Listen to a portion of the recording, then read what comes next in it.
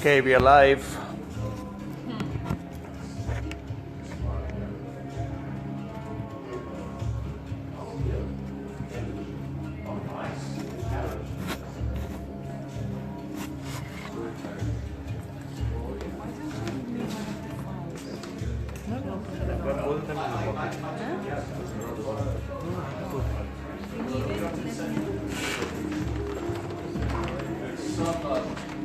Some bend into English.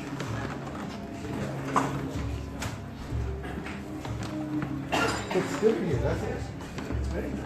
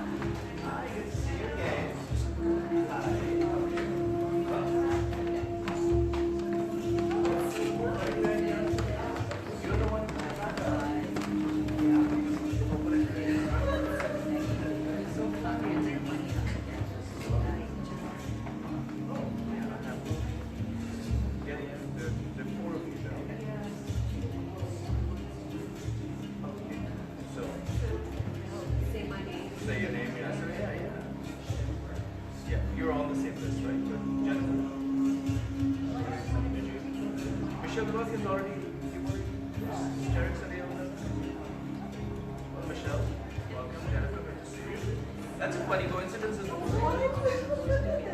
She's right behind us, and she was a nice lady. Hi,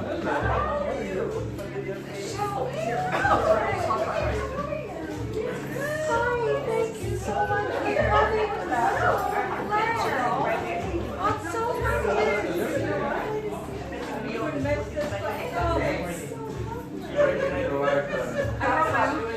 She was a nice lady who put the mat down on the yoga floor. It was the nicest thing. This one's been to India with us many times. Oh, she doesn't talk much. She's very. Wait, you're from New York? Wait, you're from New York or? Yeah, that's what your accent is. Yeah, man.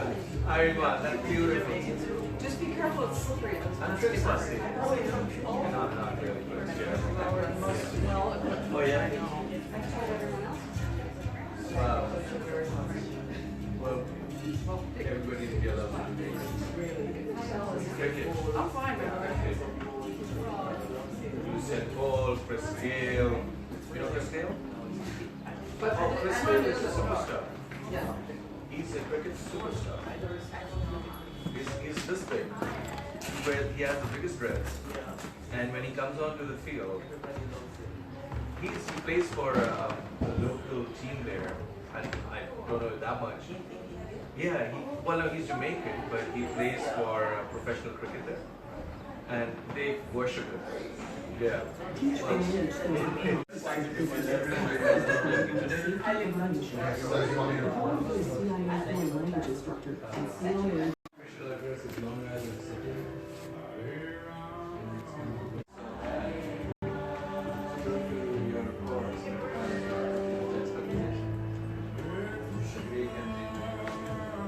Last semester, we taught a class called Vedic. So it was Iliad, Mahabharata, Odyssey, and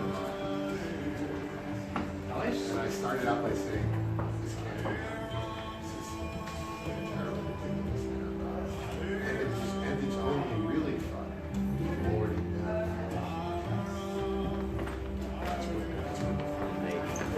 so we started the class with that presumption. It's 3 points. This can't be done. It is like. Yes. And then the comparison is going to start on day one, even though you haven't done it. But by the end of the semester, we'll supposedly be more interested to you. But I thought we had a really good time. And I wanted to do it for years. So where was it? It's in the Onassis Center. It's at 5th Avenue and 31st Street.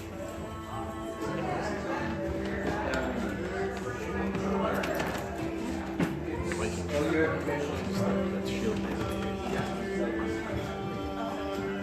It's a nice collection of the rock stuff from all over. Right. Right, yeah, no, it's all.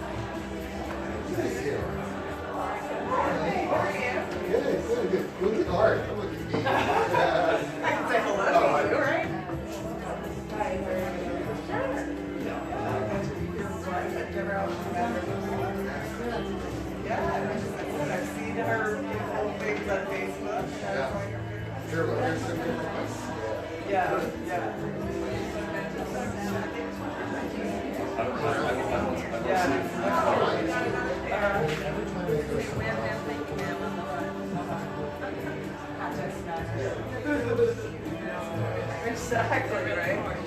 Hi. How are you? I'm Leslie. We met at the wedding. Yeah. Nice to see you. Nice to see you. You guys want to deposit your code and stuff, you can always see that You guys were here last night too, weren't you? You got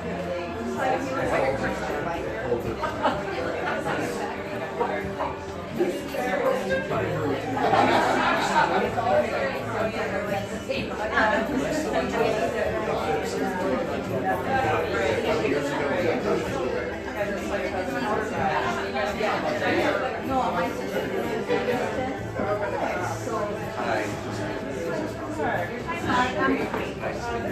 Rochester. Are you good? Yeah. I will send you up. Yes, yes. Right. That's what I thought. Wow. So great. most of my sister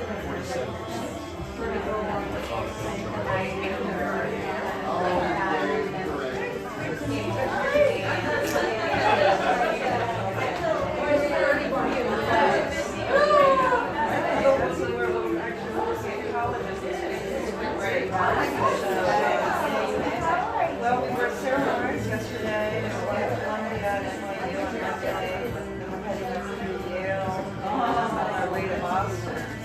So, yeah. He's got a few doctors. Hi there.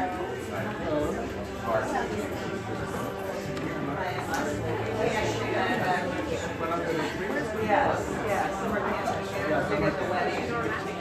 Oh, very nice. Right. Nice to see you guys. that's almost at the Then we're going to head up to Boston. We're doing some solid. We got to grab it. I wanted to see you alive.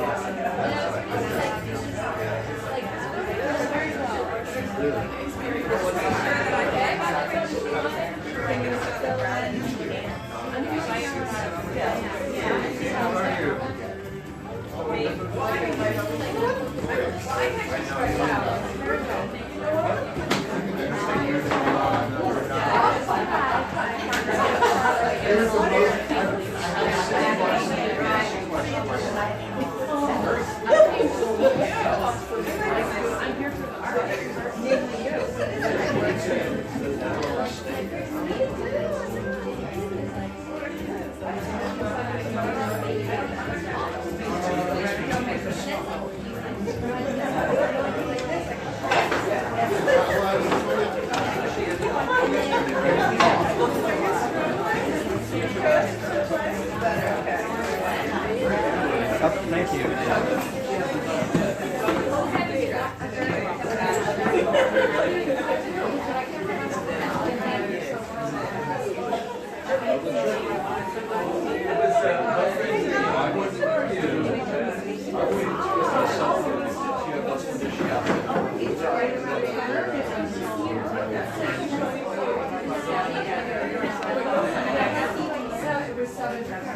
Yeah, I'll look back. Yeah, I have it live right now.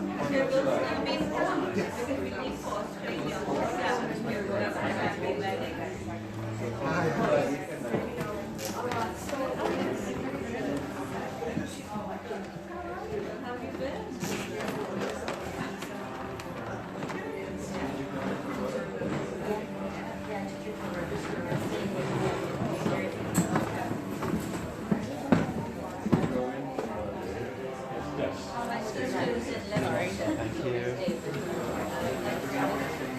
Right, I will, I'm very.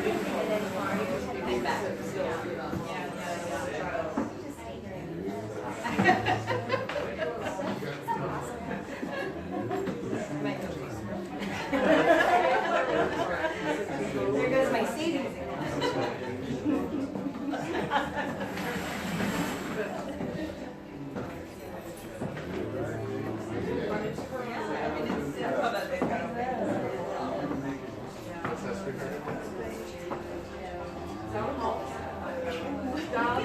Down the street, and down the hall to lunch.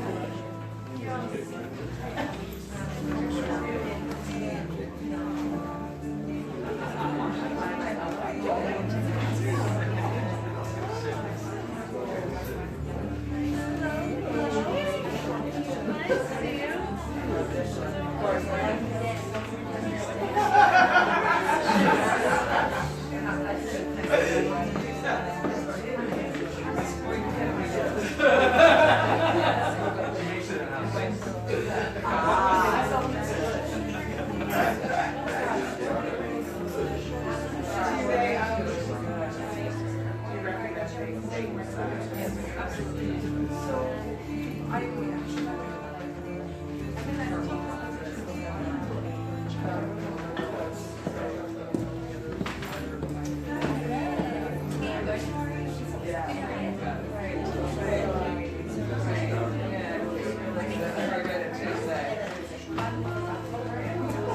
I know, right, and that's what I had in my head.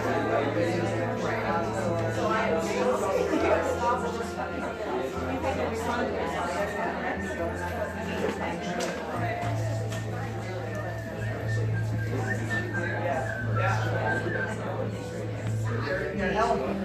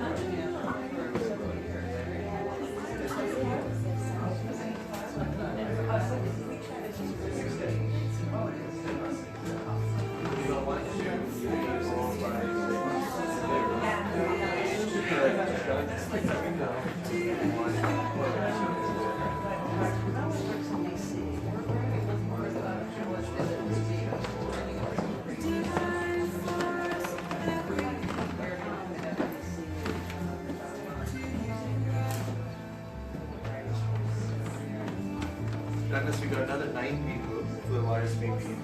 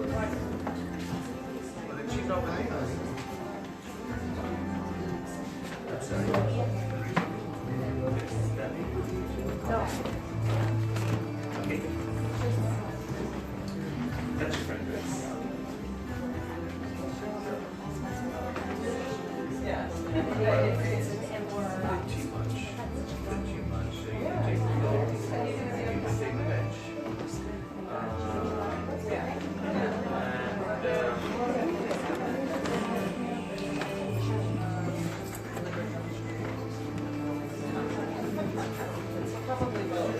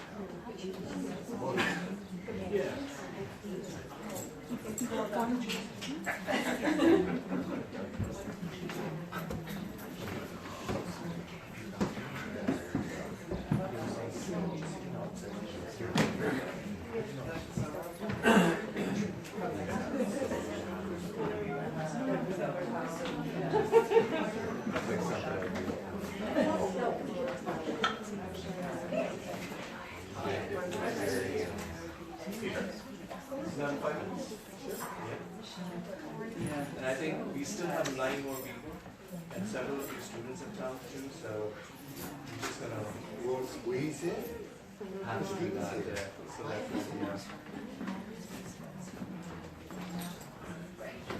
Could you do me a favor? Could you just repeat the numbers?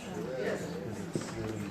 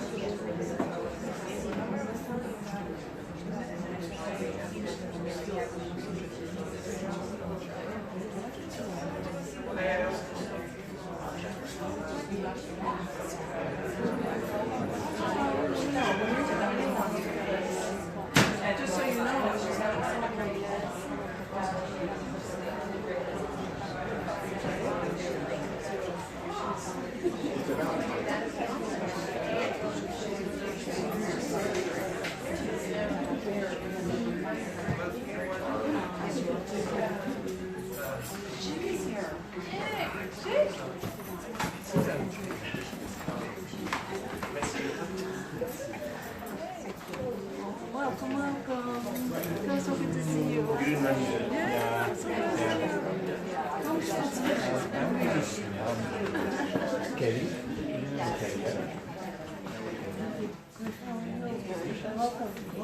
Come on in.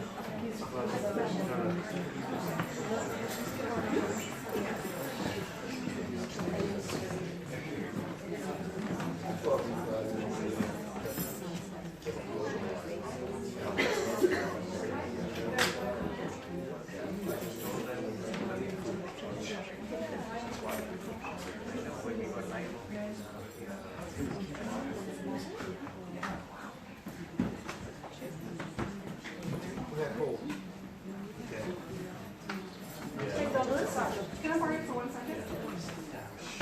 Just 1 second.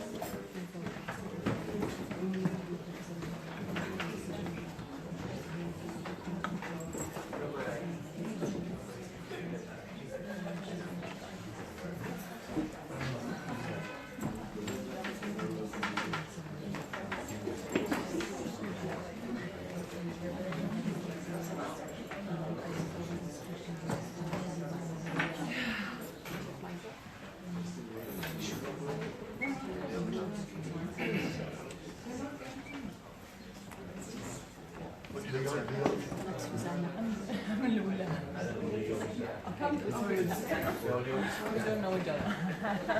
Sorry. No, totally. Now we know each other. You weren't such a tight shirt. Huh? You weren't such a tight shirt. No. You don't like this? I do. I'm so hungry. Are you? There's cheese.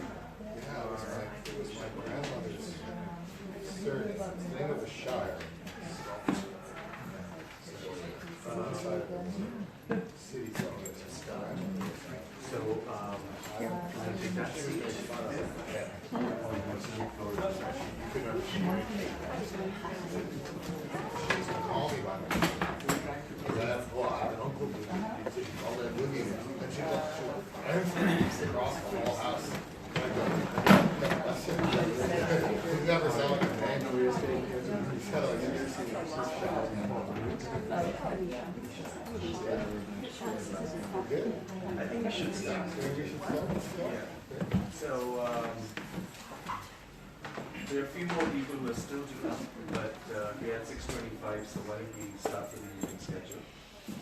So, over to you now. Yeah, sure. I want to thank Ave and Gallagher AWA for inviting us. This glorious and celebratory occasion, I'm really very proud to introduce myself as the husband of a very accomplished artist. But to that end, I'm also deeply honored to share this conversation with a very old friend who I admire and respect from many years past and many conversations past. Professor Glen Hayes is a guy I have a long and storied and an untroubled history of long-standing friendship and curiosity in the history of religions. We were both key players in the early founding of the Society for Celtic Studies in America, Hinduism groups and professional studies of religion. So I'm very honored to be with Glenn coincidentally to say how our research interests beyond the particular subjects of our curiosity in South Asia have also very recently linked us, since we're both very deeply interested in cognitive science and blending theory, intellectual self-organization theory, that's going to actually play into our conversation tonight. So I'd like to say that I'm going to come after this subject from 4 different particular perspectives, and hope to draw some connection between the work done in various fields that will sort of illumine and allow us to appreciate and think about the art in the room in a different way. We're going to begin to look at things through the lens of history, and because this is a story from Celtic to Vedic goddesses, and it crosses a wide geographical and historical expanse. And in that sense, I'm going to honor history itself. And the first thing I'd like to say about that is how ironic that strikes me, since we're going to express in words and in language what is essentially a deeply evocative, emotional, primal experience that we have in art. And here, it's not only that we're going to use the language of history and of archaeology and the study of linguistics, but we're going to have to study language itself as our principal leverage into making this first deep connection. It is through the study of language that we learn first and foremost about these goddesses and about the kinds of connections that appear. We'll move through history and then begin to work a little bit more with the images and concepts of feminine sacrality. I'm going to turn towards the commonality in archetypes and allow Glen to address later the cognitive blending theory and the kinds of interests we've had to interpret and understand the issues of the great goddess. The history of the feminine, sacred in the history of religions, can't really be separated from the histories of patriarchy and suppression of reorganization. And in that important way, we have a far greater leverage in our interpretation and understanding of these traditions we're calling Vedic here in comparison to those Celtic. In the Vedic case, we have a continuous and evolving tradition from as early as 2500 or 2000 before the Christian era, perhaps even earlier than that, if we look at autochthonous, indigenous goddess phenomena that are part and parcel of the Indian subcontinent from before the introduction of the Vedic language into the subcontinent. So this is a very storied and ancient history in India that has a long continuity that we can trace both linguistically and culturally, socially. In every way, in the Indian case, we have a great deal of evidence and quite a bit to say. As we turn that story and look west, as we study the history of human migrations and how these people arrive in Eire, as it were, the name of Ireland is that very way in which ancient India referred to itself. Ancient India calls itself Aryabharata, that is the place of the turning point of the Arya, people who call themselves by a word that, of course, becomes deeply corrupted and difficult to understand given its usage in the late 20th century. This is, of course, the word Aryan, and none of this material needs to be mistaken with those appropriations and misappropriations of this very ancient term. But these are the folks who refer to themselves by this particular term, and it's shared, as it were, all the way from Ireland to northern India. And in particular, we're going to, again, refocus that conversation on the history of feminine sacrality. And one of the things that then points to is the deeply hidden, recondite, forgotten features of the pre-Christian Irish and Celtic worlds, which have only now been recently recovered and revived in other kinds of conversations. And in this very interesting way, I think we gain a lot more leverage, even in the history of the study of Celtic goddesses, by looking east, by looking to the living and continuous traditions of what were first the Vedic peoples and then what we would call the Hindu world. Let's just make that a point of clarification from the outset. The tradition we're calling Vedic essentially refers to tribes and groups of people who spoke a language that we now call Vedic. And Vedic is the ancestral language of the language that evolves to what we would call Sanskrit and the daughter languages that then populate northern India. The goddess tradition predates that phenomenon by millennia, and as Glenn will address later, back into the most archaic and storied histories of human migration and original settlement.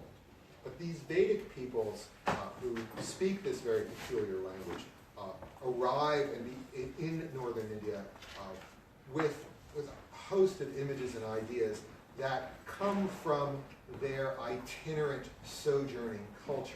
The first distinction to make here is that the Vedic pantheon was largely unseen. They were names and descriptions. They were in evidence in poetry, but not in form. That we didn't arrive at icon representation, what the Hindu tradition calls murti, for many generations later. So to make the point quite simply, Vedic gods and goddesses are largely invisible or envisioned through nature and through other kinds of articulation, poetry, mantra, ritual, but don't take the familiar iconic forms that we would then call Hindu. So Hindu gods are more these images, visualizations, in the familiar ways in which we come to see Kali, Lakshmi, Durga, Saraswati, the other ways in which in modern representations the Hindu gods are 330 million, with each 330 million re-representations of themselves. One of the things I've most enjoyed about watching Susan evolve the Vedic notion through its own self-progression into Hindu forms is that in many cases a particular piece is a variant of a goddess. For example, there are two Kalis in the room, and those of us who would be familiar with those kinds of images would know that while there are structures and archetypes, familiar representations of what we would expect to see in a Kali form, each and every one of them would be particular and peculiar. There would be the nuances and changes and transformations of a particular goddess are really right here before our eyes. Here's one Kali and then another.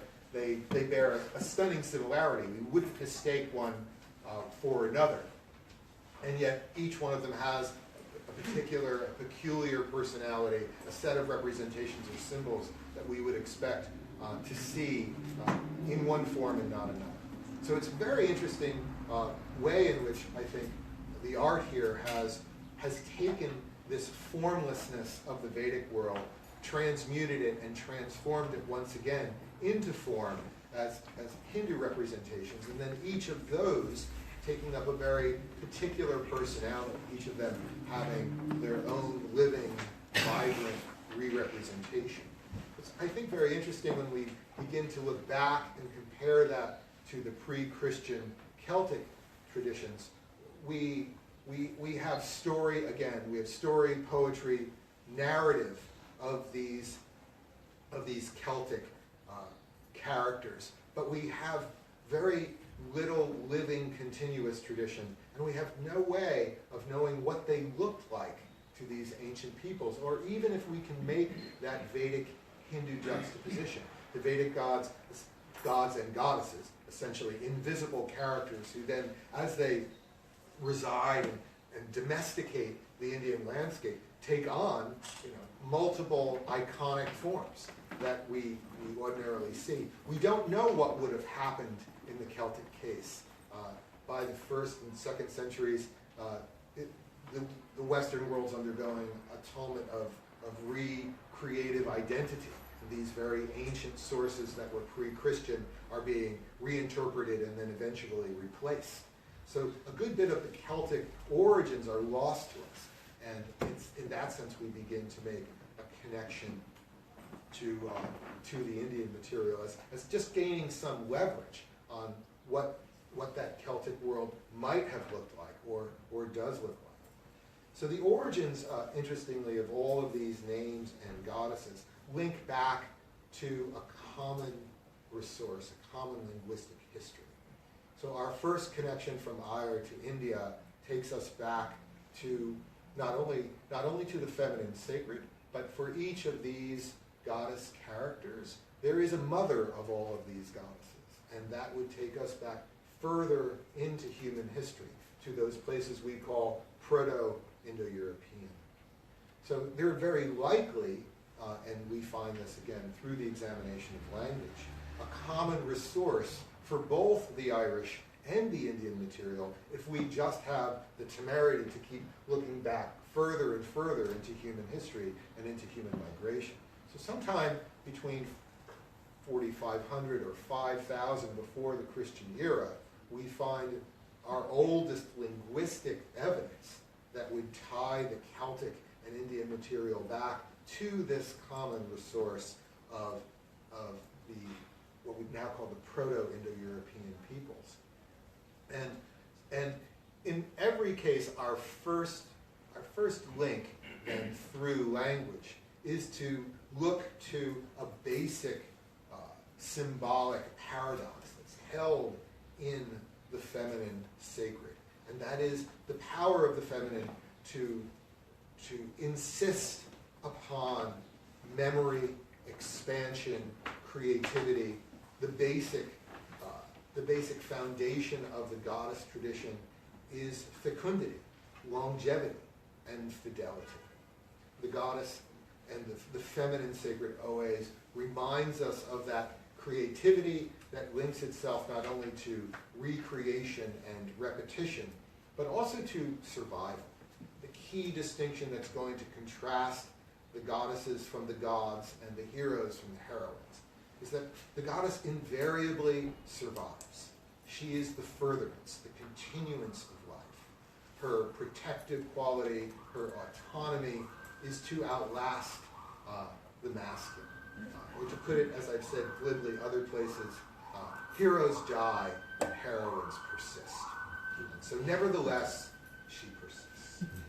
And in that sense, the goddess and the heroine really represent an archetype that we see in our own culture of this indomitable and intractable sense of continuance and of furtherance. And to do that, the goddess will take us in an interesting binary, one that I think leads us back or forward into other cognitive theory. The goddess always procures the ability to recreate and create herself again and again. And so the archetype is what we would now call self-similarity. The power of the goddess to replicate, repeat, and then fractalize herself again and again into form after form. Little by little, again and again, there she is. And in that sense, writing over herself in forms that we can recognize, and at one far end of the spectrum, perfect replication. The goddess is the perfection of her own ability to repeat herself, to say a simple, the simplest way to express the goddess's continuity is that she has only one thing to say, and that is again. Whatever it is, it will happen again. And that first side of the argument gives us this deep sense of longevity, of continuity, and how far back that can trace. We'll trace these migrations of these Indo-European peoples, some of whom track 4,000 miles into across the great expanse of Central Asia to settle in Northwest India, the others making the complicated traversing path down through southern Europe and eventually arriving in Ireland itself as the farthest reach of this continuity and repetition of the goddess extending across this ancient Indo-European world. But if the first half of our story is the insistence, the temerity of the goddess to persist and to say again, her second quality holds the paradox, and that is that she is ever the quality to change, to transform, to mutate, and to take up whatever is exigent or necessary. And so while on the one hand she is self-similarity, repetition and continuity, she is simultaneously, and this is the key I think, simultaneously embracing variation, expansion, change. She is at once the holding of memory and the releasing power of culture to move forward, to not only repeat and continue, but to change, evolve, and persist across the boundaries. So we find her at the heart of everything that can be modified and altered, everything that can be transformed and metamorphosized. Who she is what she does. And that, I think, ties the paradox together. Unmistakably herself, she persists, she is again who she is, and yet she is what she does. And what she does is she swirls, she turns, she's alive and dynamic. She moves to set things to rights, that is to put things back in order, and at once she holds the power of chaos as her very nature, the capacity to invoke change, to make order from chaos, to invoke chaos into change. In that sense, I think also what links our Celtic goddesses to the continuance in Vedic and Hindu traditions is the sense that she is complete, comprehensive, inclusive. As I began this research, I was rather surprised to find a deep correlation of Celtic and Vedic traditions with sky identities. Now this is really important too, because usually the sky is over-encoded masculine and the earth over-encoded feminine. Or usually things associated with the sun are masculine, while the moon is more symbolically resonant as feminine. When we look here back into an older tradition, we see as much sky goddess as we see earthen goddess. So let's turn that to a particular Irish goddess I had in mind, who Susan has re-represented here in her own tradition. And here she's called Arianrod. In Proto-Celtic, her name was Arganto Rota. Now that word Rota will sound terribly familiar to you because if you pass a sign for the Rotary Club on the way in, it is that word that then reappears in German, of course, as Rad, meaning wheel. And very famously, in the opening of the Bhagavad Gita, when the hero Arjuna turns to his charioteer Krishna and says, "Station this chariot between these two armies so that I can see who we are about to endeavor in this enterprise of war." That word for chariot that Krishna uses there is the word rata, which is again once again the vivid description of this turning, moving, dynamic place where, of course, Krishna is urging the masculine to locate itself in the place in the place between sky and earth, in the place between the two armies. We find ourselves in an in-between world enveloped by a comprehensive feminine above and feminine below.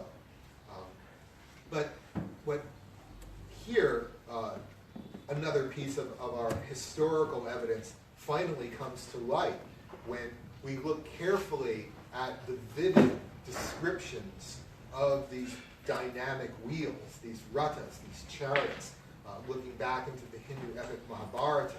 The descriptions we find vividly in narrative and in verse there come to light only in Ireland, where out of the peat bogs are dug ancient chariots that are nearly mimetic to the descriptions of the Mahabharata. So our evidence for the wheel-turning peoples, the people who give us almost all of the words for for wheels, chariots, horses. Everyone here will will recognize with familiarity that Hindu gods have vehicles. They have vahanas. Ganesha has his famous mouse. Shiva has Nandi the bull. Well, that word vahana will take us directly to the English word wagon. And so the linguistic similarity that draws us across these peoples also has physical evidence. The physical evidence being the descriptions we have that did persist in the imagination and the consciousness of India, in the Vedic world, and in the Hindu epics, particularly of these descriptions of the chariots of the warriors and of the warrioress appearing in that text is archaeologically in evidence in Ireland. That always struck me as an astonishing fact, that what we could dig up in Ireland we could describe in India. How is that? Well, this goddess named Arianrod, now this word Aryan again takes us back to this identity issue, this issue of ethnicity and naming. And what the goddess does throughout these cultures is name herself, name the world, and in this case, name this world of identity as the moving wheel. This is the goddess who is the very identity of transformation, called Arianrod in Celtic, and we're going to see her in the Irish myth here. When she appears mythically, we have less evidence, but this word Aryan becomes associated in Welsh with silver, and in that sense, it seems very clear that as she moves and transforms herself, she burnishes herself. She gives up or accumulates our impurity, even as she is herself the pure goddess. So the silver-wheeled goddess of the Celts here is very much a character of protection and motherhood, but also one who assimilates and accepts the ills and misfortunes of those who leave their tarnish behind. She accepts that impurity of others because she is herself the pure mother character. She is an instrument of peace. She is the moving waters, as she is described in Irish. There's a fantastic Arianrod story where her uncle enlists her to hold his feet, which of course are almost invariably representing movement, but also impurity. And so this warrior uncle wants her to hold his feet in her lap when he is not at war. And this must be accompanied by her soothing lyrical voice. So there's this image of this young goddess kind of holding and massaging the feet of her uncle, who otherwise is off to war. He's off to do this sort of the dynamics of war are the dynamics of blood and of death and of impurity. And so she holds his feet as a way of regaining that sense of his own valor, his own virtue. When is his endeavor to be considered heroic, or when does the warrior trespass into death as a murderer rather than as the heroic protector? And here the goddess represents that reclaiming of his innocence, that holding his feet, and then holding his feet to the fire, quite literally to the fire of virtue. To what shall he put his end, his own aims, and to cross her. And this is part of the Arianrod mythologies that I found very interesting. She has a series of taboos and curses, much like what we see later in Kali, who, when you accept her blessing and receive her commands and welcome her injunctions, she blesses you. If you cross her, you run the risk of a mother's anger and a mother's taboo and a mother's curse. We see that in Kali. We see that also in a goddess we'll talk about a bit later named Manasa in the Indian case, But here, the Irish goddess has this quality that's called tinged, or tinged, and it means to be cursed or tabooed. And so she's at once welcoming. She's doing this very beautiful, beneficent, soothing, sweet thing. She's very innocently massaging his feet, while at the same time, she's rather threatening him with the idea that if he doesn't rise to his virtue and to his real task in life, well, there'll be a price to pay. And that she holds the power. And that as the feminine keeper of power, she has the power even if the masculine holds authority. This relationship between power and authority is going to be played out again and again in these symbols, where the feminine invariably holds the power and then offers authority or delegates authority or gives authority to the masculine, but holds the masculine accountable to her power. And so here we have an Irish goddess whose name is Eire, right? So is this the silver-wheeled goddess, or is this the Aryan goddess who holds the tarnish of power and transformation, and who is herself pure? She is underneath that tarnish that is everyone else's blemish. She is the pure power. And that image of the goddess's pure power will come again in protective form. Now, Aryan Rod seems to have a parallel in the Hindu case. So we go back to a much more ancient goddess of the Veda. And one of the very rare goddesses of the Veda is a character, again, represented in Susan's art as Aditi. Now, Aditi in Sanskrit means blameless or beyond censure. And she has this very storied, and again, in the Indian case, we have a much more elaborate narrative history. Our Aryan road of Celtic lore is a story remembered and forgotten, subsumed in the patriarchies of Christianity and then recovered. In the Indian case, we have a much more vivid and continuous narrative. And Aditi represents this coherence of the mother power, where in her greatness, she descends from the sky and is often associated with the feminized version of the Hindu god Brahma, the god who is the creator. And in this sense, Aditi reclaims the power of the mother as the mother of all the gods. And we find over 80 mentions of her in the songs of the Rig Veda. It's said that the character who fathers all the rest of us, Daksha, sprang from her own heart, and that she is the mother of all of humanity. She then comes from the sky in the form of the rain. She appears as the earth.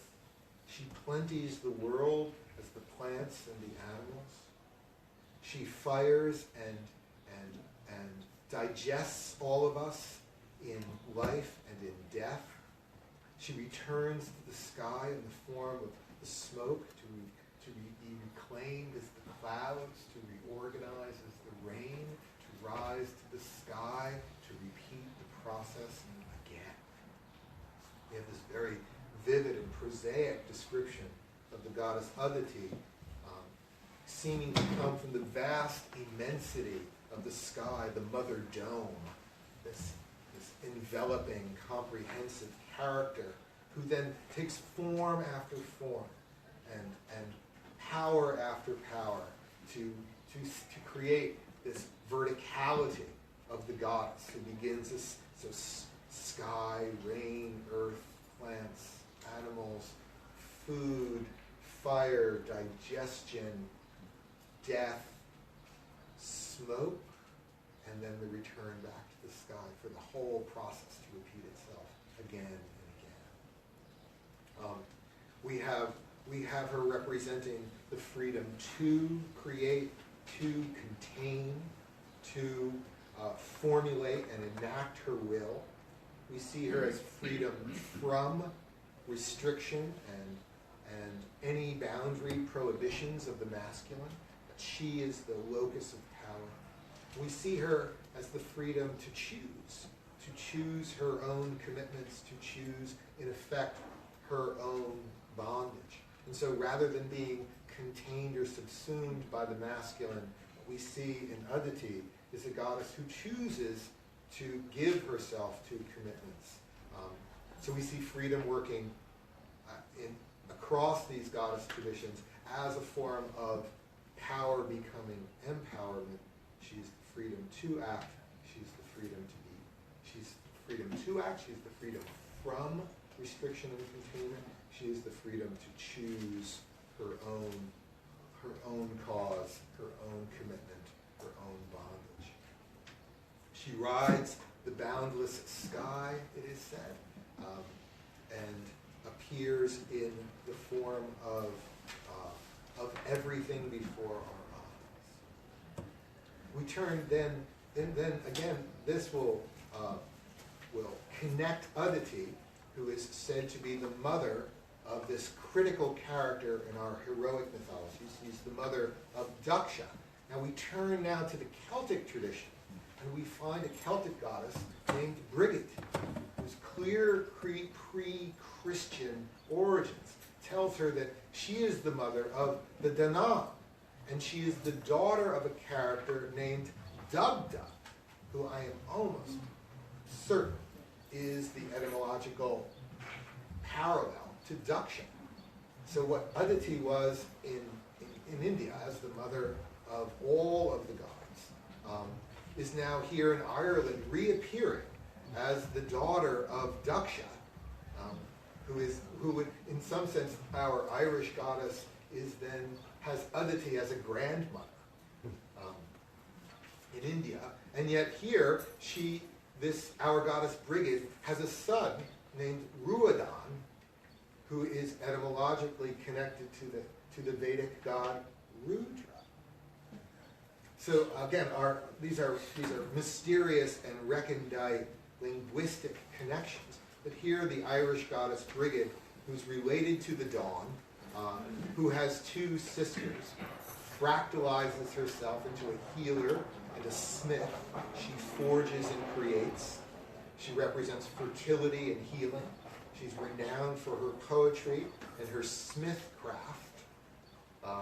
She's renowned for she sings lamentations and weeps.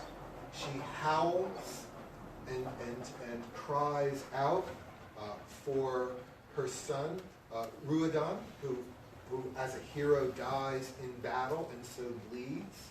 And of course the word Rudra and Ruadan, now in Vedic and Celtic, will take us to the English word ruddy and red. There's a deep, fundamental archetypal connection here that I think would seem obvious even to the meanest eye. Now, one of the things that Brigid also gives us, and this is a very interesting Irish and Indian connection, is that she's associated with the invention of the tradition of keening. Now, keening is a kind of Irish weeping and singing that's associated with feminine song and mother song.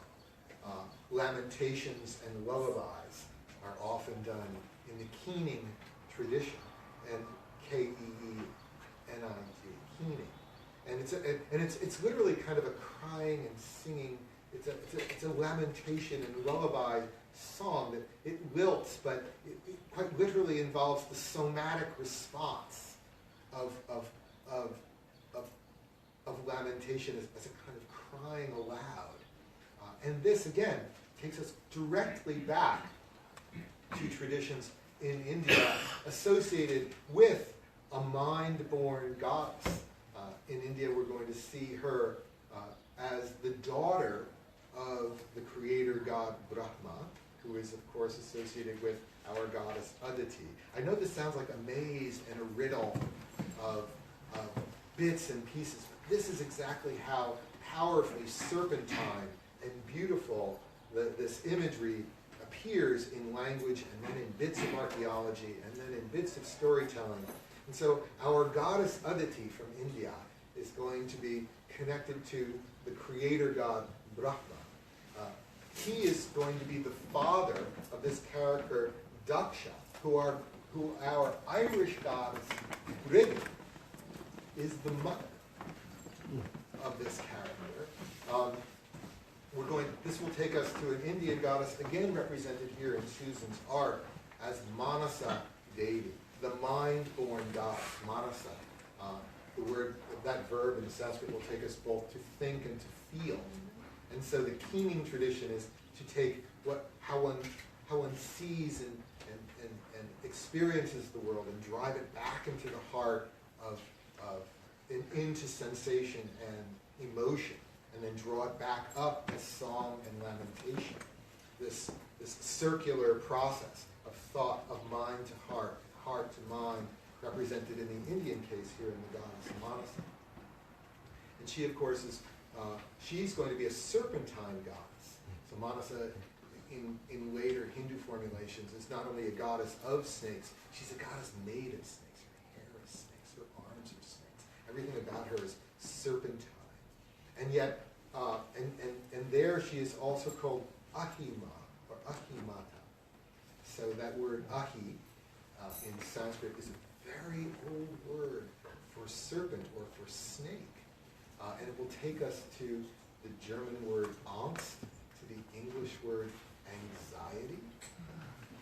And so the goddess who creates from her mind and heart the anxious form of our deepest feeling, sings through her tears, sings through these lullabies and lamentations. Manasa, as a goddess in eastern India, in Landsneck of the woods in Bengal, is associated with mothers and singing lullabies to their children while she's weeping, and yet she's also, as a snake goddess, quite like our Aryan road, capable of giving that warning, that curse or taboo, that tingin, as the Irish call it, that says, don't mess with me. These are my children. This is a world where my anxiety, my love, my tears for my children are also to you my venom, which you risk if you trespass these protected boundaries. So we have this strange and recondite connection with language, with archetype, and with both Celtic and Hindu images. I want to just invoke one more piece of the story. Some of Susan's pieces are represented through the notion of kavacha. There's Devi kavacha here, Shiva Shakti kavacha. That word kavacha in Sanskrit means armor or protectorate. It means a filter. It means a boundary or a barrier. It has, once again, kavacha in contemporary Hindu art is a kind of ornamentation, a kind of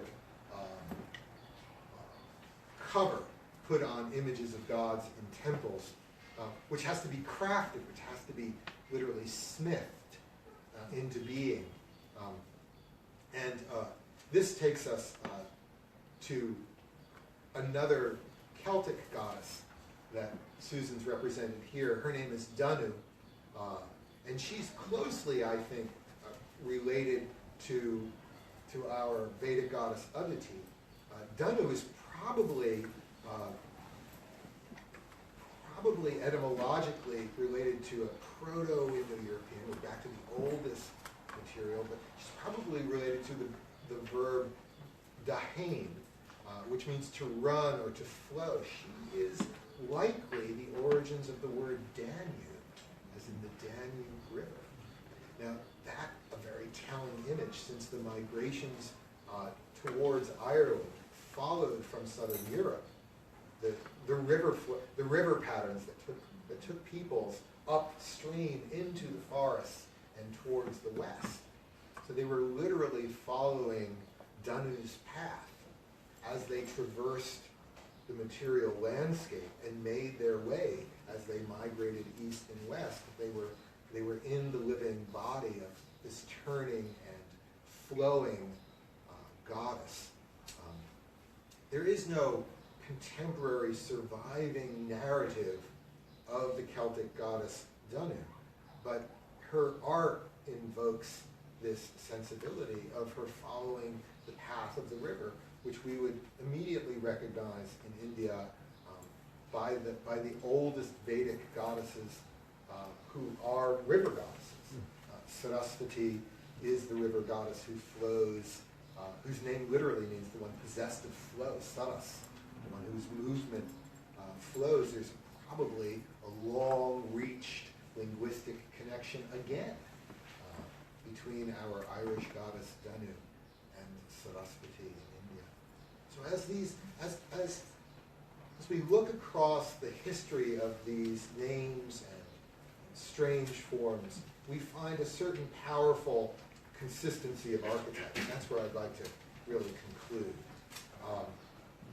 That in this empowering feminine, we find this fertile and fecund presence that is at once a vertical gift of life and death, descending from the sky and entering the earth, but then turning, as it were, like the serpent horizontally, and then expressing itself by migration and movement with water across the earth, and then taking a kind of third form where sky and earth are made to connect in a new way, so that she can at once repeat herself and tell this story again and again, and reformulate in the depths of human memory from immemorial time, and yet transform and transmute herself in so many dynamic ways that by the time she reaches India,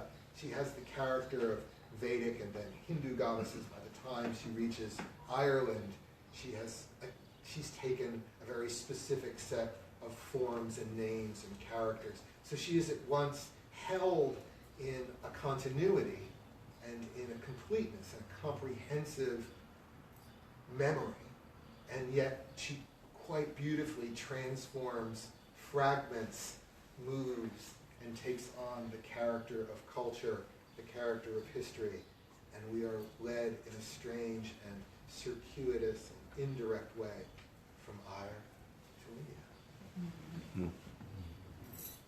Douglas Brooks, everybody. I'm really curious to hear what Glen has to say. We've had this conversation now over these dominant themes for so many years, and familiar with both the characters and the archetypes. I know you've been working also on on some cognitive theory too. A lot of frustration. What I've spent a lot of my time doing over the years is translating. We're trying to translate yoga texts and tantric texts, and many of these texts you translate and you can kind of get close to a literal meaning in a way, but something's not quite right yet, and this whole idea that English sucks. There's something else going on here, because I mostly work in Middle Bengali, which is from like 15, 16, 1700s, but a lot of Sanskrit in there too. And so over the years, terribly upset in a way, just kind of like we're worried about translation in a way. This whole idea of, I'm a dude from the suburbs and I'm translating stuff from the ancient India. We're from the same suburbs, by the way. Yes. Yeah, we're both Jersey guys. Yeah, we drank the water. That's what we drank. Yeah, different exits. But anyway, over the years, then translating things, I became aware of something called metaphor theory, which was developed by George Lakoff and Mark Johnston. And the whole idea that the way that humans use metaphors is not just a poetic kind of a thing; it's the way that we kind of conceive of and encounter reality. Death is sleep. Life is a journey, and these deeper kind of metaphorical kind of sensings in a way that they percolate down into language. But then subsequent studies showed that a lot of these metaphors, in a way, are kind of embedded in our bodies, in our consciousness, as what are called image schema. And so I said, okay, cool, that's nice, and began to then look into this emerging area called cognitive science of religion. And basically, what the scientists tell us is that, as a species, as a family, we are about 200,000 years old. You go back 200,000 years, we probably recognize other people walking around and say, yeah, they're kind of like us. And then around 100,000, 50,000 years ago, important stuff starts to happen. The forebrain starts to get very, very active and wired, because current estimate is that we have 80 billion neurons.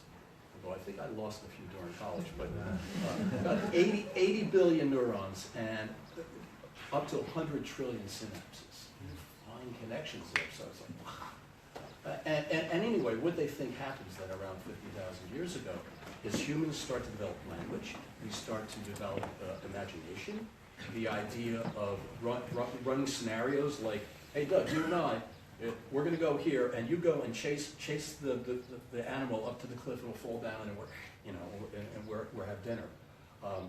But this idea then of kind of engaging with our minds out in the universe in certain ways seems to develop, and then gradually there's evidence of art objects, things that humans produce.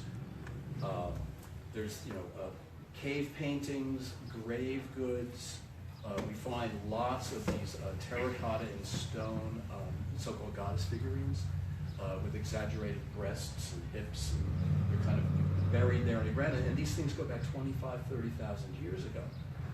And so what the cognitive science says is that this idea as human beings is that we like to blend things from different areas to create these new novel ideas. And an example I use with my students sometimes is, say, Spider-Man. The idea of the cartoon hero Spider-Man, you take one input, which is a human being, and another input, which is a spider, and then you create this fictional character, Spider-Man. But the interesting thing about the way the mind works, whether with Spider-Man or with a goddess or Thor, is that only certain parts of each input are brought in. So only certain parts of each human, only certain parts of each spider. Peter Parker got sent up a web, but he doesn't have big fangs and scare everybody in his neighborhood.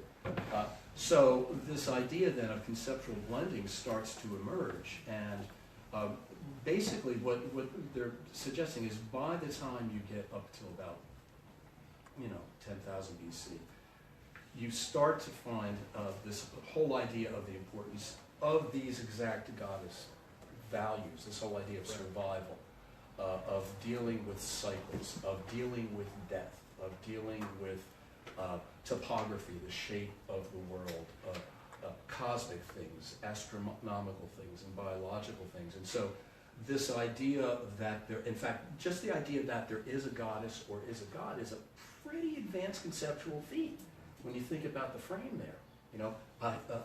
A woman as a goddess is a pretty heavy-duty framing that you're doing there, because you're taking the idea of a woman, anatomy, physiology, you're taking these kind of ineffable things of power and fertility, you're taking things from topography, you're taking rain, you're taking the moon. And I think the important thing about blending theory is that every time you've made a conceptual blend, and it can be a fancy thing like a goddess, or it could be Dr. Seuss's The Cat in the Hat. These things are novel, and what you find in what you make has not existed before. It doesn't exist in the inputs, right? It's kind of synergistic that way. It's that you take these things and essentially the long story, and again, this is still an emerging field, cognitive science of religion. It's really 20-odd years old. But the idea is that in ancient civilizations, as people created these conceptual blends, these very ideas of having a goddess who is, again, the earth is not necessarily male or female. We impose gender on it. We add into the blend. The earth goddess, that is a conceptual product. That is a cognitive product. And as time goes on then, the idea of the earth as a goddess, the idea of a sky god, right? These things get reblended and reblended. And what's interesting is the cognitive anthropologist Ed Hutchins says, what humans do is we make things he calls material anchors for a blend. Because a lot of this stuff is very complicated. But if you can make stuff, and that stuff can trigger the blend, then you've got it. And so that blend can be narrative, it can be somatic, it can be physical. Right. It's speech acts, it's writing in text, it's objects, right? It's a rock, it's naming something. If I see a rock that has like a division down the center, like it's that's a yoni rock. Right, and we can take metal or wood or bone or any kind of found object and blend it. Exactly, and in fact, it's the very blending of objects like this, that this wonderful art that Susan has made, is that the cognitive scientists say that all of these different inputs, a sharp object, a feather, a bone, they're compressed. They're compressed into these objects. And then the trick for the culture then is to say, okay, what the hell does it mean, right? And unpack it. You have to decompress it. You have to unpack it. I mean, one of the reasons why the tantric texts that we study have driven us crazy for years is the idea that you see a word there, and you go, okay, I know what that's supposed to mean, but what the hell does it mean? What does it really mean? And the person who helps you unpack this stuff is your guru, right? Or in the case of traditional societies, the idea of a shaman, a priest, somebody would be there. Some of it is obvious in a way. It might be a star. It could be the color for the sun. It could be a bird feather. There are all sorts of bird-headed goddesses in Indus Valley civilization. And so this whole idea of sky goddesses. And bird-headed goddesses here, as we go back into these mythologies, one of the great confluences of Celtic and Indian cognitive blending is that birds and snakes are the children of sisters. Yes. And of course the snakes eat the birds and the birds eat the snakes, and yet they are all of the same family. Right. That's well retained in the Indian case. Right. And here we've got a kind of linguistic blending too, where old words, old sounds lay around. We've discovered this in the study of Tantra. We look at a word that means one thing in the dictionary, and then we find out by just sheer persistence that as we see relationships and see how the word is used in 30 other places, it gains on a whole new set of meanings because it's been placed in a blend. Right, and in a particular blend too. Exactly. And the problem is a lot of times these blends about gender, about power, about masculinity, about animal fertility, on a certain level they're universal, but they're always specific and unique too. So it's this kind of like tense gestalt that you have to reach. Like what is the deep vibe, and what is that exactly? Right, and we see that in that basic juxtaposition between how do we create consistency and self-similarity. Where's the deep vibe that says this is certainly that, and then but that only appears in some particularity, in some specific way, some distinctive personality.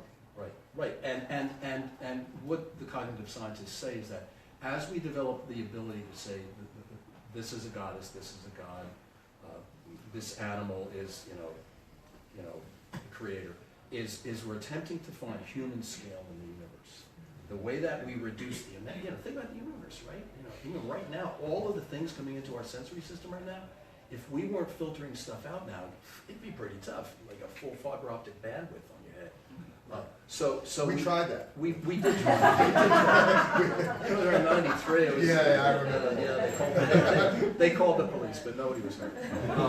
But this idea then of trying to give things human scale, but then also human connection to all of the important things, and then as the cultures go on, and you have these iterations, and to extend memory.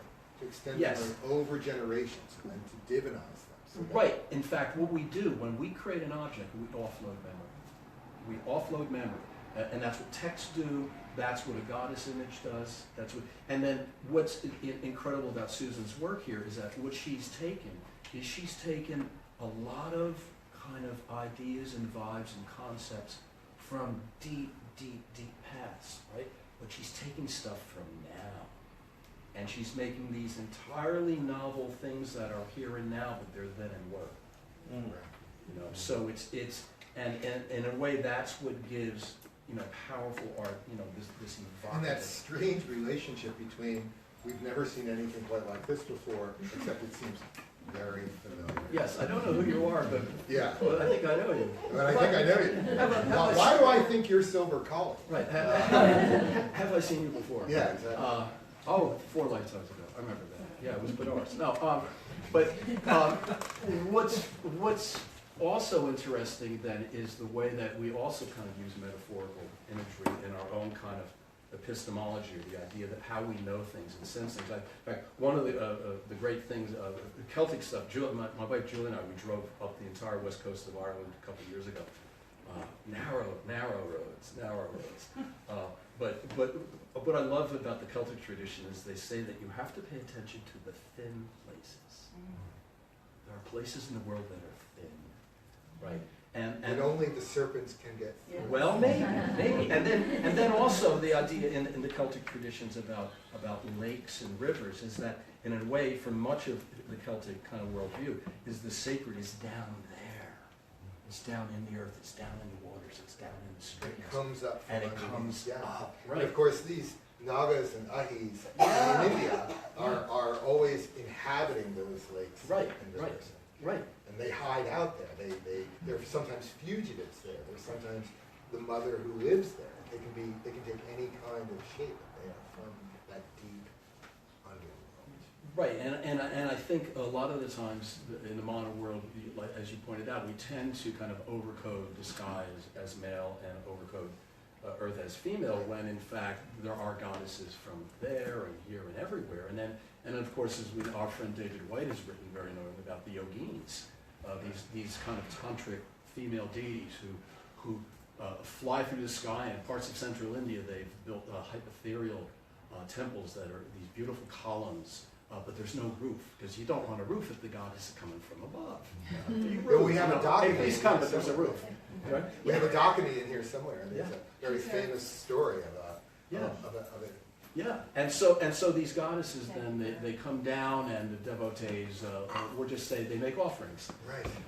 They make offerings there, but but so what I found interesting with working with some of the texts that I'm working with, I do a lot of reading of subtle body physiologies, and in this one tantric tradition I work in, they don't deal with chakras. There's no 6+1 chakras. They have 4 lotus palms, right? And it's kind of a fluid-based kind of a system. It's a very, very, very amazing thing. And so you go in and you go, wait a minute, is the world a body or is the body a world? You know, and where are you in relation to this lotus flower and things like that? And so you can spend, you sit and you chart these things out, and you say, okay, wait a minute, going into this imagery, what is this? In fact, the cognitive scientists, they say, you can find these things called vital relations that come together in any concept. And here's just a short list. You can find aspects of change, identity, time, space, cause-effect, part-whole, representation, role, analogy, disanalogy, property, similarity, category, intentionality, uniqueness. And you look at that and go, that's very cool, I need to know. But but I think in a way what this does is it just speaks to the very complicated kind of human and conceptual and emotional networks That allows us then to share a humanity. Absolutely. That we've remembered and forgotten. And then here look across an expanse of history where we've just got just a few guideposts. Like we have a little bit of language, we have a little bit of archaeology, Right. we have a little bit of narrative storytelling. We're able to just pick out a few things, and then, but the blend goes far deeper. Oh yeah. And a lot of times these blends are lost. I mean, I was looking at an old coin the other day from about the 3rd century. It was a Kushan Sasanian coin. and on the back of it is this goddess Anahita, who was a river goddess, but the civilization that she was part of had the misfortune of being up on the Silk Road. And you know what Genghis Khan and the boys did. As they came down, they basically trashed these civilizations. So it's kind of a version of the Irish situation where the material culture is destroyed, but the symbolism. Right, and the reemergent of those conceptual blends are still there. The Irish knots, the circles, and the images that, I mean, I even walk around the room and without knowing who they are, you see see the Irish element or the Indian element, and then you see how they've crossed over each other, how they've quite literally blended, and then it's all this, like, what's that? No one's ever seen that before. Right, because it's a blend, part of it you know, part of it seems obvious, but then part of it you have to be part of the community. In order to unpack it, and then when you get it down to the level of a tantra, you have to be literally initiated into the tradition. Because someone has to interpret it. Yeah, I mean, you know, for example, the basic word rasa, you know, whoa, that means so many different things. Yeah, it means sugar cane, but it means other stuff too. You know, so it's an extremely complicated thing. And then the other thing that's happening with cognitive science is there's a lot of research being done in consciousness studies, as I'm sure you all know. This whole idea of you know, treating consciousness, states of consciousness, meditation, all of these things in a very serious kind of, you know, engaging way from a scientific perspective. But the problem still is, you don't want to, in any of this stuff, we're always terrified of being reductionists. Because that's the problem. It's like, life is complicated. We're complicated. The things we make are complicated. And so we're trying in each our way, you can use a Jungian set of tools, you can use a Cogsci set of tools, and we're trying to make it a little bit better, but you don't want to reduce it. That ocean is real. Oh yeah. And the vastness of it is really re-represented in these names and stories, because how many versions are there? Yeah, and if you go and you say, hey, I've got a cup. Yeah, cup ain't the ocean, dude. You know, Exactly. Exactly. And my teacher used to say that it was always like drinking the Ganga from a clay cup. Yeah. And the only way to experience Ganga was to drink from the clay cup. Right. But it's only a cup. Right. And there's the vast, you know, there's the river, and she's moving, and she's changing, even as she's ever herself. Right. So it's always situational. It's not just in a way what's there, but what you bring to it, and then what you take away from it. And even then, you're still not going to be where you want to be. Well, and it also lets any one of us experience what's before us as conjured from our own experience, conjured from our own situation. Right. It's kind of like darshan of various things. You know, you're having like you know, you're up there in 1,000-petaled lotus, and you know, it takes a while. Right. Right, because it's emerged from the mud. You know, that the old lotus word, pankaja, mudborn, Right. comes up out of the mud, Right. and yet there Right. it blossoms as this entity that seems quite unlike the mud. Right. And yet it's rooted right down in these. And then you have all these plant places. metaphors too. Then the grim reaper, you know, the springtime of my life. Oh, the sap is rising here with the, you know, and so all of these different, you know, important qualities. And you're talking about the goddess. You know, a lot of these wonderful, you know, little mini worlds compressed in each description. Right. But it is fractal in a way. You know, you think you've gotten down to a level of analysis, and you go, oh no, the color green means this now. Oh, gee, here we go. Yeah, and then there are 40 other things. Right. Then it breaks again, and then we find, as we're fond of saying, an extra missing and a broken piece. Right. And now we're in the 21st century where all of the digital stuff and oh goodness, it's you know, it's like we're just getting used to the last century, and although I did get my first computer in '83, but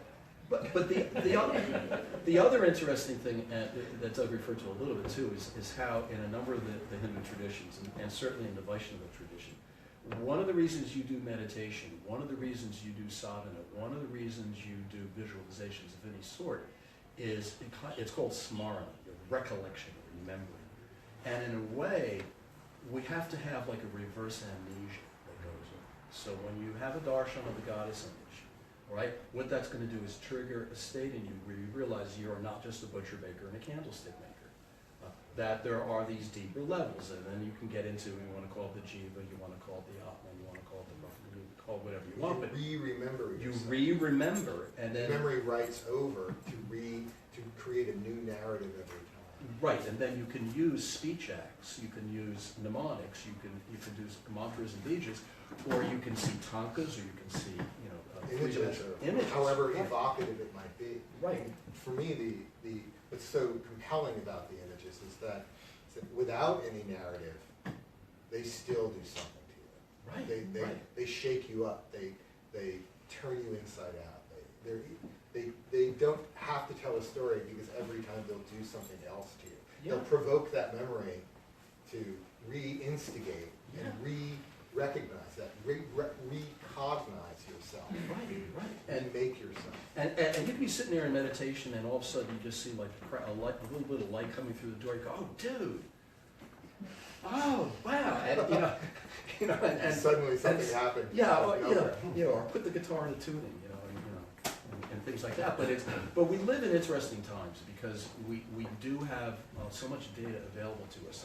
And again, the thing with the cognitive science is we're early in it yet because a lot of this, the whole idea again of processing, like the image of me seeing you and you me, it's going into 7 different visual centers and memory centers and this whole idea of of being able to discern the model of the brain. We're nowhere near anywhere where we need to be because the imaging we do with fMRI and CAT scans, PET scans, things like that are still like not even like crappy old digital cameras from years ago. Right, we just So- started.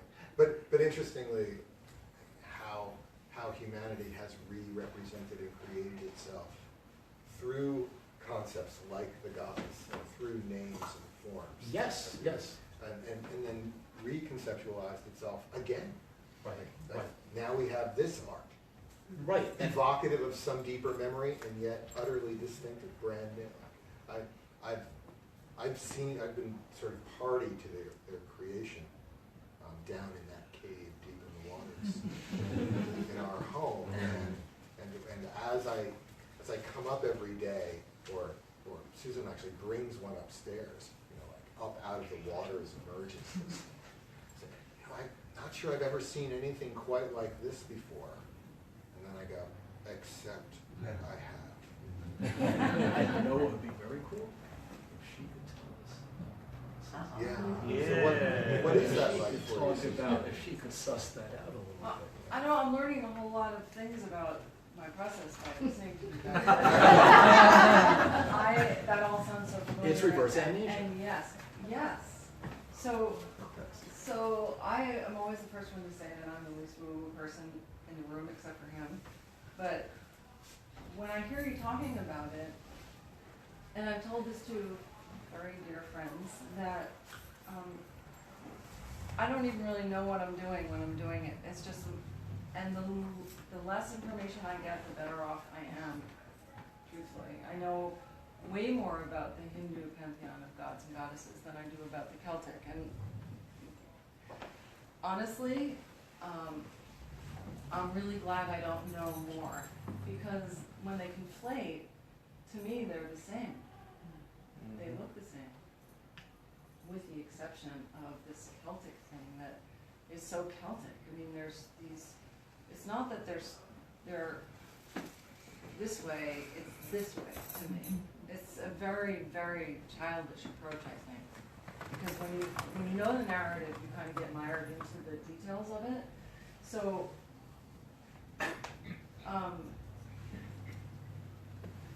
when you take it all apart, the shapes are the same, the metals, it doesn't matter what materials they are.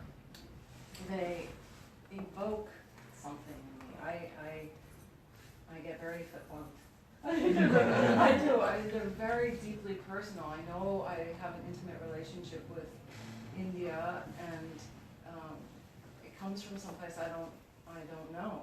It's just here. So when I'm asked to do something, if somebody commissions me to do a goddess, let's just say Kali, and the way it starts is I have an enormous collection of stuff. I've been collecting bones and things for most of my life and never really knew why until actually just a couple of years ago. And instead of painting, which is what I've been doing since I was this big, I decided to put them together, and these things happened. And to me, this is what Kali looks like. I've seen her. She's not necessarily red, except when my blood is on her, which happens all the time. My DNA is all over these things. But so the goddesses are all the same across all the pantheons. Even I was talking to somebody last night. He was Haitian, I believe. We were talking about Haitian goddesses, and they're the same too.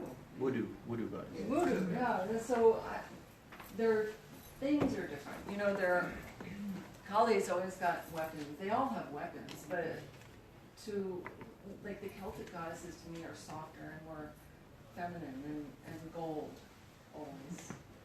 And you know, when I think of the Hindu goddesses, I think of sharper, gnarlier, like that, not so shiny and finished and clean. I don't know. And then there's the planetary things, like the mother of the gods. To me, there's no question that she is a solar system. I don't know why, it's just that to me that they're all solar systems and they're all planets and they're all satellites of each other because they're all related. I think what's interesting is the way you describe it, like the way it sort of comes up out of your gut, like it comes up out of your waters. And it ends up it's here really in your a manasa, freaking like process. it ends up here in your mind. It's and out very, of your very head. guttural. It really is.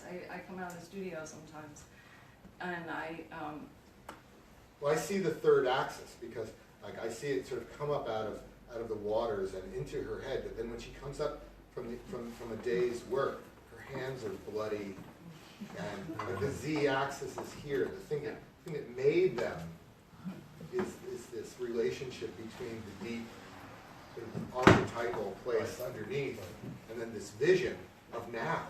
Right. This vision. And the thing with in some of the cognitive science that's out there, like a guy named Sean Gallagher has talked about, I think, the body and the mind.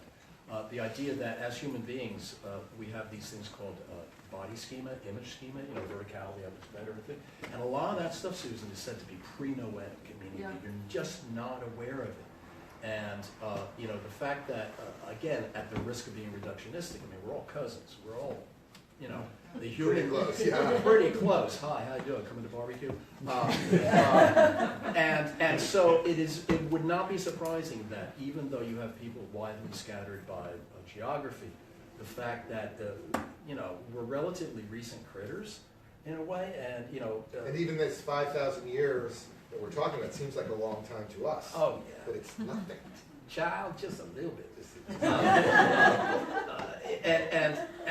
And so 50,000 years. So the fact that, you know, we have these deep responses to light and color and shape and sound and things like that. Sources before feelings, feelings before emotions. Yeah, Emotions are registered pretty late in the game. Right. And the experience can kind of frame your reality. I mean, if you're expecting good things from the forest or good things from the sky, you're going to see good things from the forest and good things from the sky. So you know, as George Lakoff has been talking about, you know, political framing with the current dystopia we're in.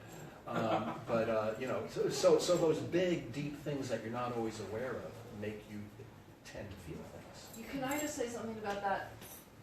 So I spend an enormous amount of time hiking, and that's where I find most of my stuff. And up until about 2 years ago, I felt really safe in the woods, always, anywhere in the world. I never even thought about, even though I found a black bear skeleton and put it together, it never occurred to me that I could be in danger from that bear, because obviously there are bears there. But it didn't occur to me, I never put it together that that thing that lives in the forest is going to get me. Until that freaking clown thing started happening. The clown. Oh, wow. So yeah, this it kind of changed me.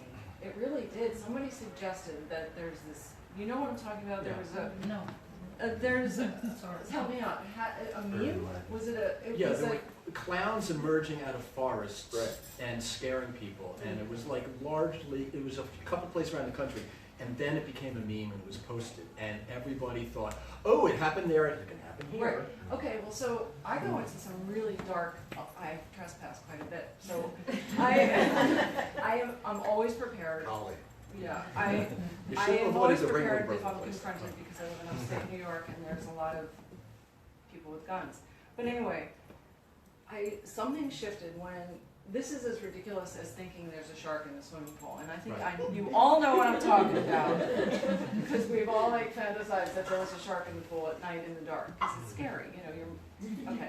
Well, so the clown in the woods thing, even though it's ridiculous, somebody thought of that.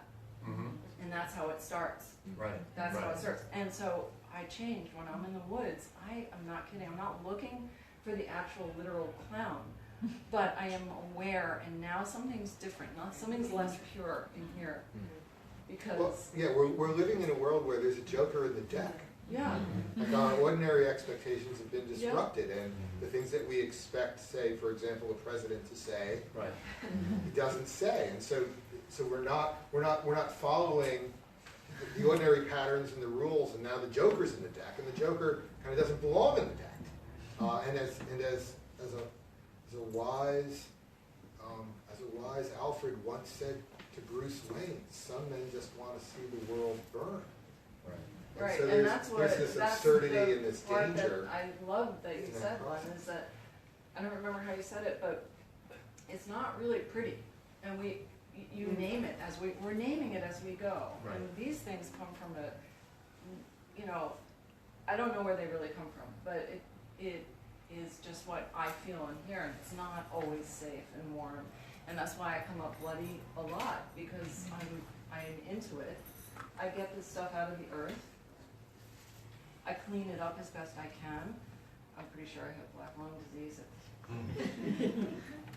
And it's not always pretty. I try to make them pretty because I think pretty sells better than not pretty. But it's painful, it's recursive, and it's lather, rinse, repeat. It starts down there, it comes up here, and then it goes back down again. That's what it And is. that way in which we all know the world is a dangerous and precarious and threatening place is then countered by, well, what are we going to do about that? And in some ways, well, we create protection, or we create prosperity, or we create kavacha, right? We create some kind of boundary or some kind of information where there's some insularity or some response to the way the world really is. Clown-proofing. Right. Or please wear your mask when you're cleaning stuff. Misha. Susan, I wanted to ask you then to continue the process conversation about when you know you're finished with a piece. It's Because it's a really interesting thing. I don't, Yeah. but when I bring it upstairs, it's usually finished. That's how you know. But then I bring it back downstairs again, and sometimes it can stay there for a really long time. But it's it happens as easily as it ends as easily as it starts. I just don't feel like working on it anymore. Not that I've lost interest. It's just swap. It's done. It's like Yeah. what Coppola said about movie making. Like, films aren't so much finished as they are abandoned. Yeah, but in a beautiful, sweet way, because I get asked this a lot. And painters get asked this all the time. Do you miss the painting when it's gone? If you sold it, or if you give it away, or whatever. And I actually, the only things that I have absolutely no regrets about including something in a piece, but some of the things are so precious to me. Like somebody gave me a knuckle of an elephant from the Temple of Chidambaram, and I put it in a piece, and nobody knows it. No one knows this, but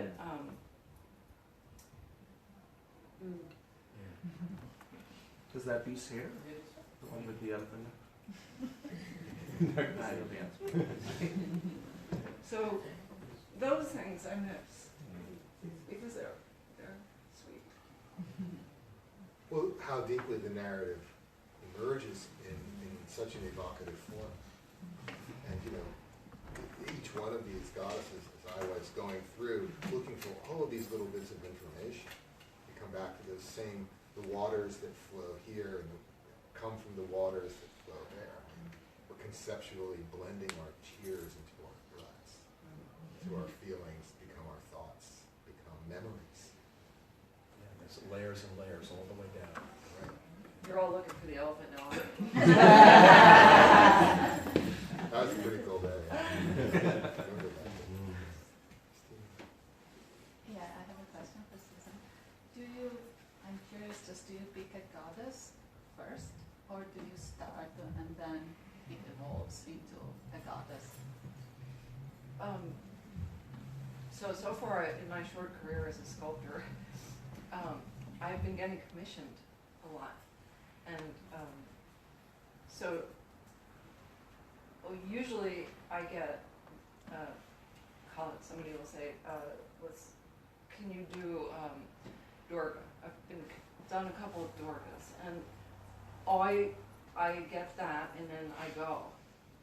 But the things that I really, really love to do just come from if I pick up this piece of wood.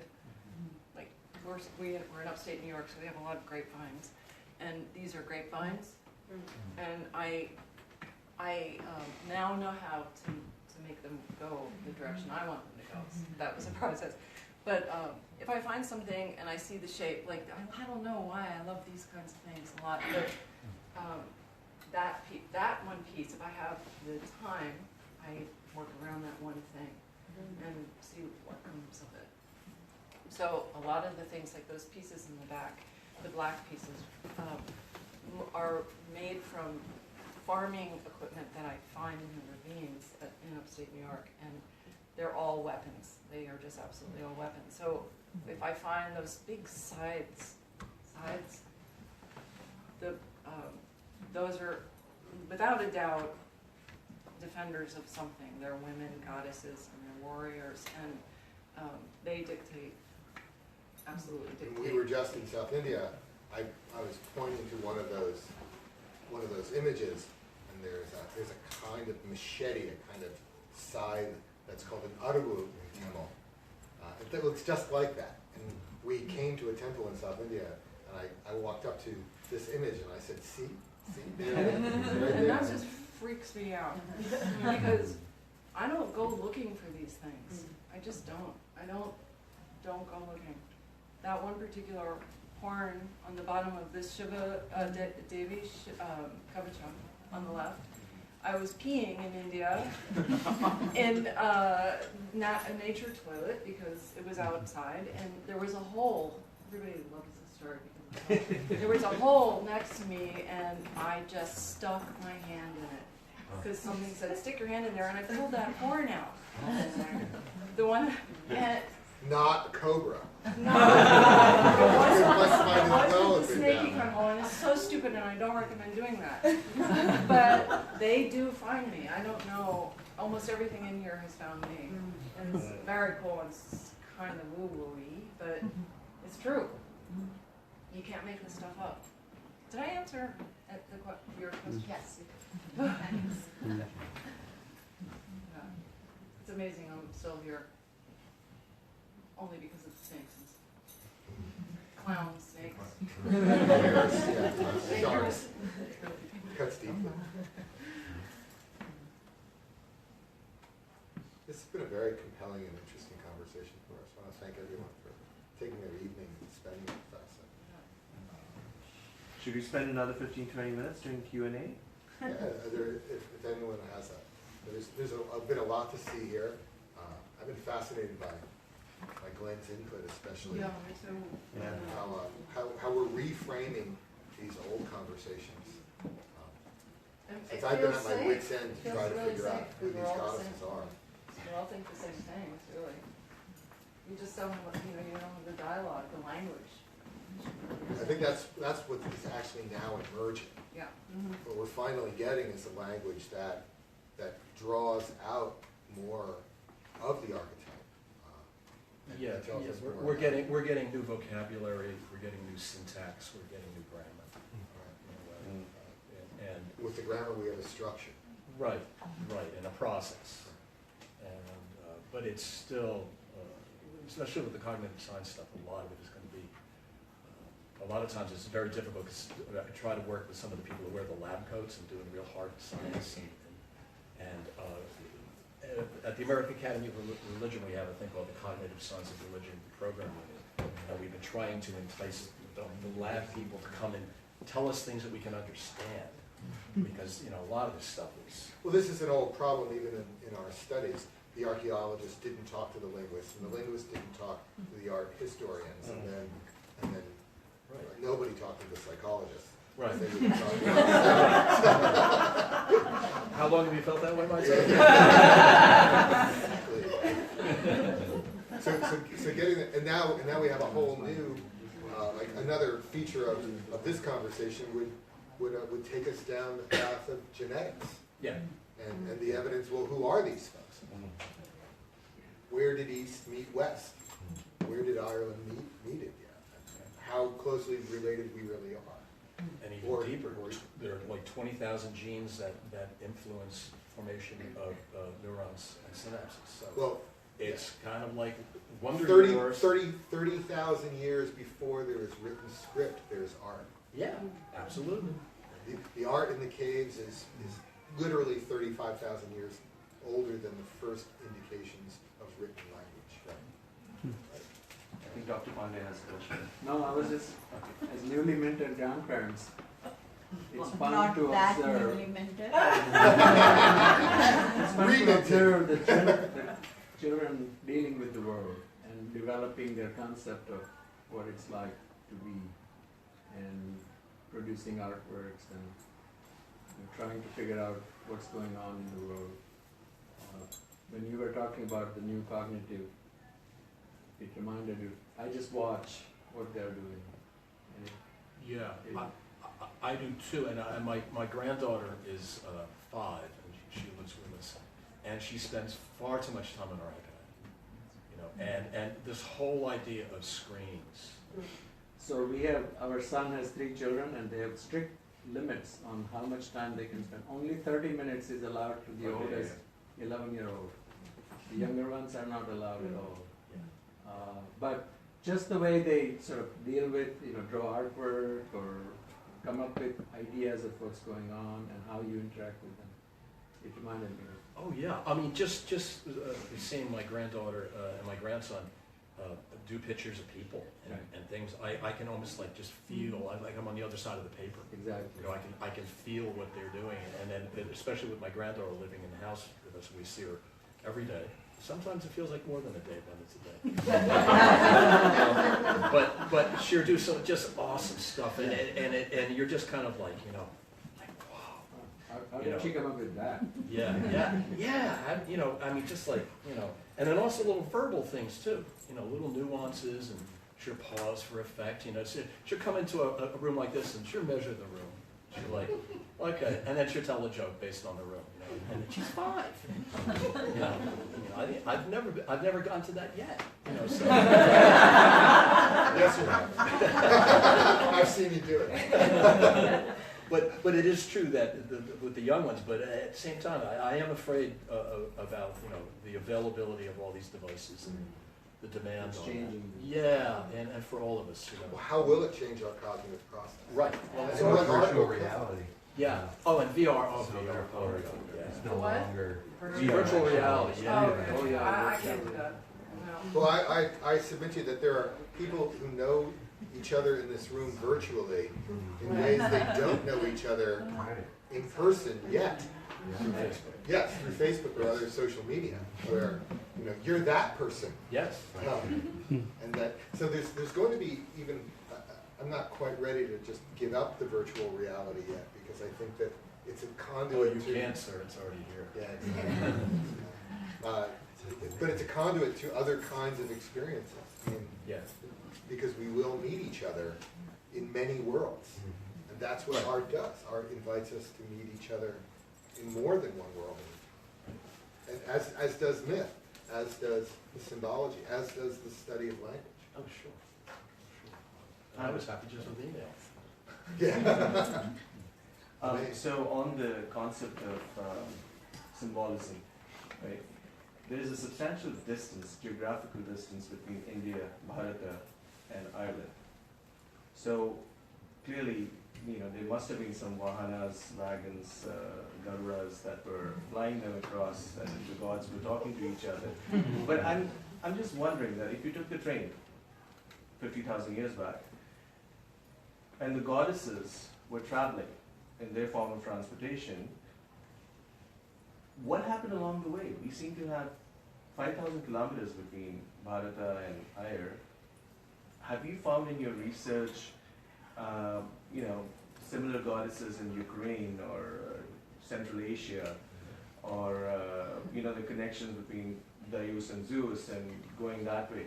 I mean, I know it's a very heavy loaded question, but could you shed some light on it, both of these? Well, yeah, it's a long reach. As the discovery of human migration in human history kind of refocused around the study of language, which happened at the late part of the 18th century, when it was finally discovered that these folks over here in India have some connection to these folks over here in Ireland. That the reality of that became transparent, it became vivid. And there were certain kinds of mistakes that were made. That where the assumption was, well, this goddess must be that goddess because they share a name, and there we lost an important part of the story, because there's always cultural distinctiveness. As Glenn said, there's always a context, there's always a setting in which they emerge, and so sometimes they shared a linguistic continuity, but they had evolved and developed in different ways. And then at other times, we see them in all across that expanse, following certain archetypes. I mean, quite literally, follow the rivers. If we followed the path that would take us from northern Europe down into southern Europe and back up towards Anatolia, and that is towards Turkey and back into the Caucasus, and then it's a long stretch, from the Ukraine to the Punjab. And also the problem with looking for Direct material light culture. now, though. Well, the problem with looking for material culture in when you get away from Afghanistan, you get in Central Asia, and you get in Eastern Europe, and Europe, those places were subject to large-scale invasions and military conquest and destruction. And to the a degree that politics of South recent Asia didn't have. Right, exactly. So that whatever evidence of a goddess or something at a Silk Road stop or some place that was the head of a valley and there was a lake there, and if you're passing through, those places got trashed. They got trashed, they got dug out, somebody else put something on top of it. So the archaeology of Eastern Europe is unfolding, and they are trying to recover. Getting into Central Asia, Eastern Europe with all the stands after the Soviet Union. I know Dr. Sarinidi has found a grotha, and I think it was Uzbekistan. Right. So they have the stuff, but it's kind of like trying to put something in Times Square and come back in a month. It's not there. It's Right. not true. And what's been preserved in South Asia, because of its relative peace and isolation, Right. in comparison to the Great Traverse, has also been kind of subject to just the vagaries of political history. Sure. I mean, as we've tried to uncover that really connective tissue, like how do we get from Ireland to northern India, much of what lies in between is still undiscovered country for us. That was archaeology done between the two wars. That stopped in the 50s under Stalinism and other kinds of contemporary political issues, and to say nothing of the whole history of war and migration there. Sure. And now it's looting, it's Right. illegal Yeah. acquisition, and it's getting funding. Yeah, there is just to follow up to that point, there is an area in Himachal, which is a lost tribe of Alexander, where they're all blue-eyed and, they look like Greeks and they eat like Greeks, and it's pretty fascinating, and they don't touch the locals, but that's where you get the best hashish, so all the, tourists. Yeah. So I'm just wondering that was only found in the 90s. Yeah. Right? Right. I'm just wondering, do you think as scholars in history and, culture, that there are pockets, not so much in Eastern Europe, but in Western Europe, which... Kind of Central Asia. Western yeah. China, There are blue-eyed, red-haired people in pockets out there. But do you think they're like Well, pockets which will kind of have traditions? Like one of the lost tribes of Israel ends up in Manipur in the northeast of India. You know, Well, they're until singing the, Hava Nagila in their language. But, until the 1930s, we thought human migration was a simple east-west split. Right. And then we discovered these now long, Right, dead languages, Right. Tocharian Right. in particular. right. This is- Sadian. Yes, Sadian. Right. These are languages that are closer to Greek than they are to Sanskrit, but closer to China than they are to anywhere else geographically.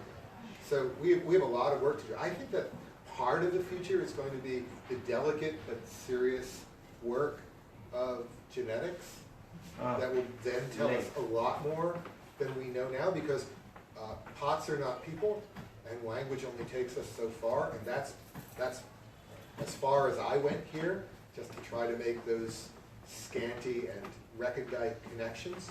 I think the real story will be told in cognitive science and in information theory, because sooner or later we're going to find out those pieces of code that link the serpent together, follow those migratory paths together. I think we're probably not that far off if we could just get the geneticists to talk to the archaeologists, and the archaeologists to talk to the linguists, and those folks to talk to the historians of religion and the psychologists and everyone else. And that's part of what's revolutionary in the work that Glen's doing with at the AAR, at the American Academy of Religion and elsewhere. I'm still hunkering down into the language. Well, Yeah. I'm a psychologist, and we've talked, and I've never bitten you, so. But does there have to be a solid line of connectivity? Can't the metaphysical in one region be similar to the metaphysical in the other region, just by the sheer fact that they're both meta? Yeah, for sure. I think we've well established that. I think as a psychologist, that's the deepest root